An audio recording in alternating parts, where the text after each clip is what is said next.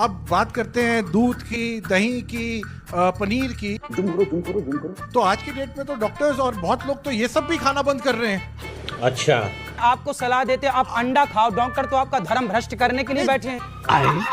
इसमें धर्म कहाँ से आ गया? वाह, अंडा खाओगे धर्म भ्रष्ट नहीं होगा। तेरा तो गेम बचा। कामाख्या देवी को आप मानते हैं? हाँ मानते हैं, बिल्कुल मानते। कामाख्या देवी में बलि चढ़ती है, सही है गलत? वाह, पहली बॉल में सिक्सर। मैं पूर्वी उत्तर प्रदेश से हूँ। पहले वहाँ पे भी छोटे छोटे सुअर के बच्चों की बलि चढ़ती थी माता को। और कायस्तों का एक गांव है वहाँ पे नवमी के दिन माता को बकरा जरूर चढ़ता है। ये सच नहीं है ना माँ? ये सच नहीं है। ये बड़ा आसान होता है मुसलमानों के ऊपर उंगली उठा देना ईद के दिन कि आप क्रूर हैं और आप जानवरों को खाते हैं। क्या आप कहेंगे कि ये सब कुछ जो चल रहा है माता कामाख्या के मंदिर में बलि का चढ़ना, ये सब गलत है? जो परंपराएं चली आ रही हैं, अब वो तो चली आ रही है ना।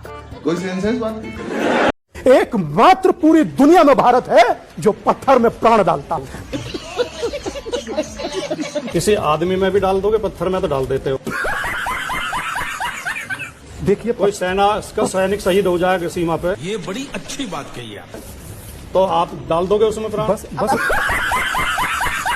मोदी जी ने जो किया वो बहादुरी है कि नहीं? लेकिन इंदिरा गांधी ने कभी 71 के फोटो लगा के वोट नहीं मांगे।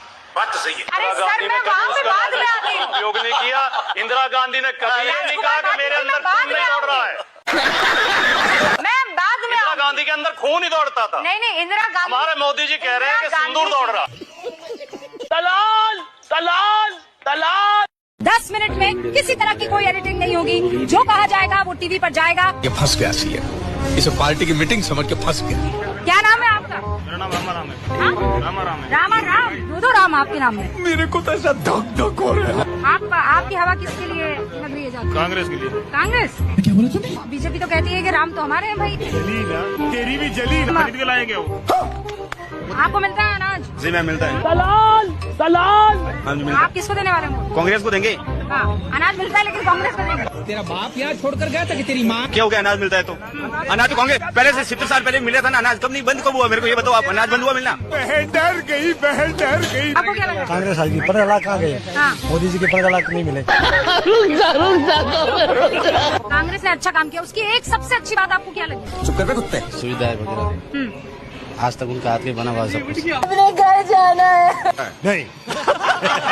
पहली बार दिल्ली के पूर्व मुख्यमंत्री वो इलीगल बांग्लादेशी घुसपैठियों का वोट बनवाने के लिए चुनाव आयोग जाते हैं। क्या बात कर रहे हैं? कैसी विडंबना है कि रोहिंग्याज और इलीगल बांग्लादेशी घुसपैठियों के बल पे आम आदमी जीतेगी। अभी बता था भाई। ये भारत की संसद के सदस्य हैं। अब गार्दा उड़ेगा भैया। मुझे बताइए 10 साल से हिंदुस्तान में क्या ट्रंप का शासन है? बराक ओबामा का शासन है? क्या यहाँ बाइडेन का राज चल रहा है? नहीं। देश के प्रधानमंत्री कौन है? नरेंद्र मोदी जी हैं। 10 साल से देश का गृह मंत्री कौन है? अमित शाह जी हैं। बात तो सही है। बॉर्डर की सुरक्षा किसके जिम्मे है? अमित शाह जी के जिम्मे है। बॉर्डर पार करके त्रिपुरा से, आसाम से, बंगाल से, बिहार पार करके, झारखंड पार करके, यूपी पार करके दिल्ली बांग्लादेशी कैसे आ गए? मैं क्या बताऊं? चाहे भीतर आना हो या भीतर आकर बसना हो, यह भट्टगवार। ये जिम्मा केंद्र की जिम्मेदारी होती है। यस, ये तो लेने के देने पड़ गए। कौन सा कानून है जिस उत्तर प्रदेश में 28 मार्च को काली पट्टी बांधकर नमाज अदा करने पर 300 से ज्यादा मुसलमानों को मुजफ्फरनगर प्रशासन ने चिन्हित किया? निजी मुचलके, 2 लाख के निजी मुचलके पर जमानत लेने को मजबूर कर दिया। यहां ये बड़ा कोई शांति प्रिय है? प्रदर्शन हो रहा है क्या? गला काट देंगे, हड्डी तोड़ देंगे एक सांसद की। माफी से काम नहीं चलेगा। मतलब क्या हत्या कर दोगे? और प्रशासन मूक दर्शक बनकर, लाचार बनकर चुपचाप खड़ा हुआ है वहां पर।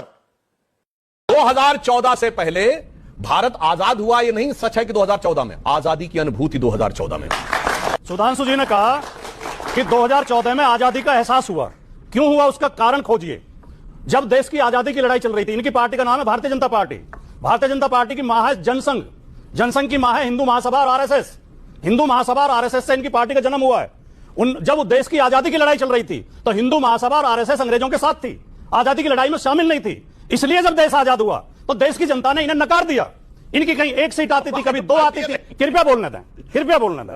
और 1990 में जाके नकार रखा था आपको, आपकी पार्टी को कोई गंभीरता से नहीं ले सकता था, क्योंकि ये अंग्रेजों की मुखबिरी करते थे, स्वतंत्रता सेनानियों के खिलाफ कोर्ट में गवाही दिलवा के उन्हें सजा करवाते थे। जब भारत का संविधान लागू हुआ इन्होंने उसका विरोध किया, जब तिरंगा झंडा फहराया गया इन्होंने उसका विरोध किया। आरएसएस के मुख्यालय पर 2002 तक तिरंगा झंडा नहीं फहराया गया।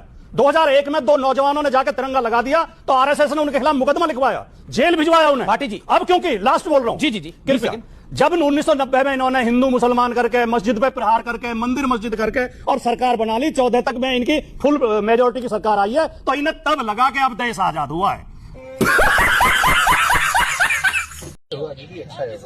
आपके लिए भी अच्छा होगा, आप कॉलेज में जाएंगे वहां भी अच्छा करेंगे।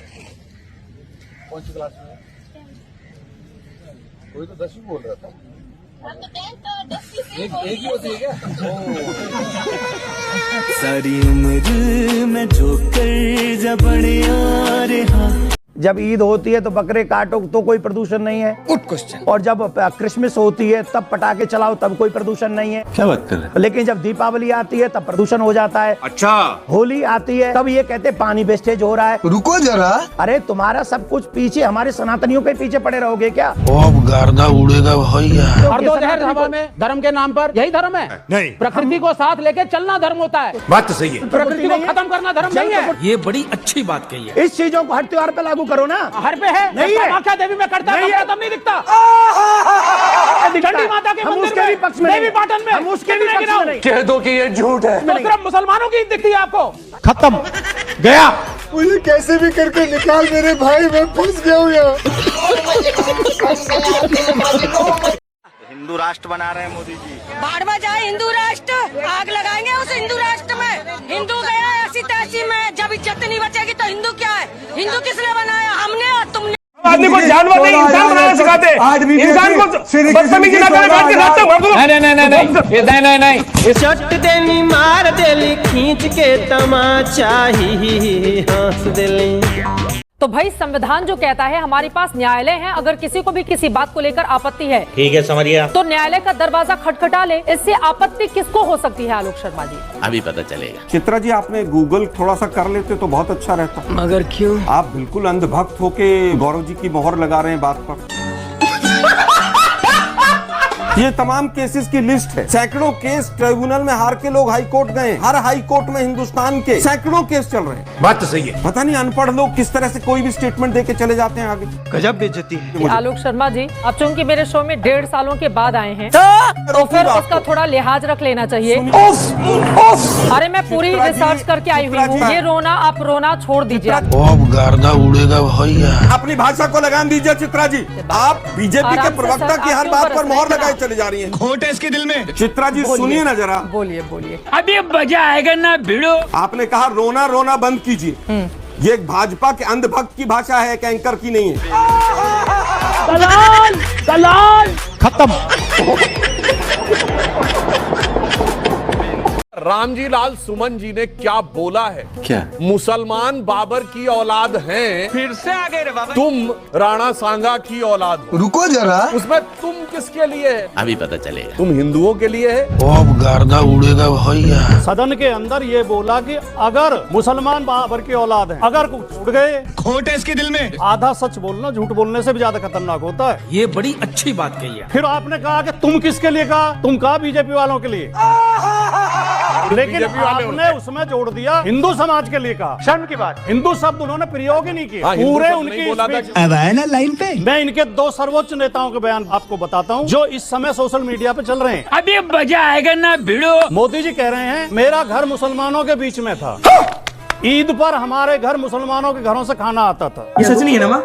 ये सच नहीं है। योगी जी कह रहे हैं 100 मुसलमानों के बीच में भी अगर 50 हिंदू रहते हो तो वो सुरक्षित नहीं है। बहुत है, कंफ्यूजन है। अब मुझे सुधांशु भाई ये बता दें, मोदी जी का बयान सही है या योगी जी सही कह रहे हैं? ये फंस गया सीएम। जब मोदी जी बच्चे थे तब तक मुसलमानों को इतना सर पे नहीं चढ़ाया था। ओहो, कोई सेंसेस वाला? क्योंकि तब ये देश सेकुलर नहीं था। कुछ भी। यहाँ पे एक बात भूल गए, तब देश आजाद भी नहीं था। आजादी 2014 में मिली है। तब हिमालय में बर्फ भी नहीं पड़ती थी, हिंद महासागर में पानी भी नहीं था और हवा तो चलती ही नहीं थी, धूप भी नहीं निकलती थी। मोदी जी सूरज लेके आए, मोदी जी चांद लेके आए, मोदी जी ने हिमालय बनाया। जो कुछ हुआ 14 के बाद खत्म, गया। ये तो लेने के देने पड़ गए।